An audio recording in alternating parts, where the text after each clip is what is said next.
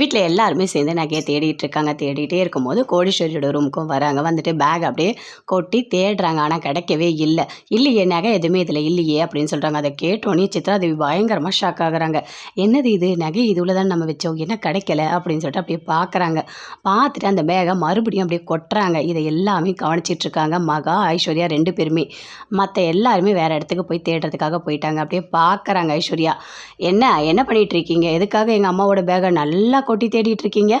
நீங்கள் தான் இதெல்லாம் பண்ணதுன்னு எனக்கு நல்லாவே தெரியும். எவ்வளோ தைரியம் இருந்தால் எங்கள் அம்மாவுக்கு திருட்டு பழி வேணும்னு சொல்லிட்டு அந்த நகையை கொண்டு வந்து எங்கள் அம்மாவோட பேக்கில் வைப்பீங்க அப்படின்னு சொல்லிட்டு ஐஸ்வர்யா கேட்குறாங்க. அதை கேட்டோன்னே சித்ராதேவி அப்படி பார்க்குறாங்க. ஐயோ, உண்மையெல்லாம் தெரிஞ்சிடுச்சே அப்படின்னு சொல்லிட்டு. இங்கே பாருங்கள், நீங்கள் பண்ண எல்லாத்தையுமே நான் வீடியோவாக எடுத்து வச்சுருக்கேன். இதை போயிட்டு வீட்டில் இருக்க எல்லாருக்கிட்டையும் போட்டு காட்டினா என்ன ஆகும்னு உனக்கே தெரியும். அதனால் நீங்கள் இப்போ என்ன பண்ண போகிறீங்க தெரியுமா? அந்த நகையை எடுத்துகிட்டு போயிட்டு அதே சாமி ரூமாண்ட நீங்கள் வச்சிடணும் அப்படின்னு சொல்கிறாங்க. நான் எதுக்காக வைக்கணும் அப்படின்னு சொல்கிறாங்க. நீங்கள் தான் பண்ணணும். அப்படி நீங்கள் பண்ணலை, இப்போ நான் போயிட்டு எல்லாருக்கிட்டையுமே, தாத்தா பாட்டி எல்லாருக்கிட்டையுமே இதை காமிச்சிடுவேன் அப்படின்னு சொல்கிறாங்க. இல்லை வேண்டாம், அதெல்லாம் எதுவுமே சொல்ல வேண்டாம், நானே கொண்டு போய் நகையை வச்சிடுறேன் அப்படின்னு சொல்லிட்டு நகையை எடுத்துகிட்டு போகிறாங்க. எடுத்துகிட்டு போயிட்டு அந்த பூவாண்ட அப்படி நகையை வச்சிடுறாங்க. இங்கே வாங்க எல்லாரும் இங்கே வாங்க, நகை கிடச்சிடுச்சு, இங்கேயே தான் இருக்குது. மகா சரியாக பார்க்கலன்னு நினைக்கிறேன் அப்படின்னு சொல்லிட்டு சித்ராதேவி சொல்கிறாங்க. அப்படியா? ஆமாம் சரியாக பார்க்கல அப்படின்னு சொல்லிட்டு எல்லாருமே பார்க்குறாங்க. நல்ல வேலை, நகை கிடச்சிது, அது போதும். ஆமாம், எனக்கு டவுட்டாகவே இருக்குது அப்படின்னு சொல்லிட்டு காயத்ரி சொல்கிறாங்க. என்ன நான் என்னவோ நகையை கொண்டு வந்து இங்கே வச்சா மாதிரி பேசுகிறேன் அப்படின்னு சித்ராதேவி சொல்கிறாங்க. இல்லை அதெல்லாம் ஒன்றும் இல்லை அப்படின்னு சொல்லிட்டு இருக்காங்க. சரி, நகை உள்ளே இருந்திருக்கோம், சரியாக பார்த்துருக்க மாட்டா அப்படின்னு சொல்லிட்டு ராஜலக்ஷ்மி சொல்கிறாங்க. சரி, பூஜை பண்ணலாம் வாங்க, மகா நீயே வந்து பூஜை பண்ணுமா, வாமா அப்படின்னு சொல்லிட்டு பாட்டி கூப்பிடுறாங்க. மகாவும் வராங்க.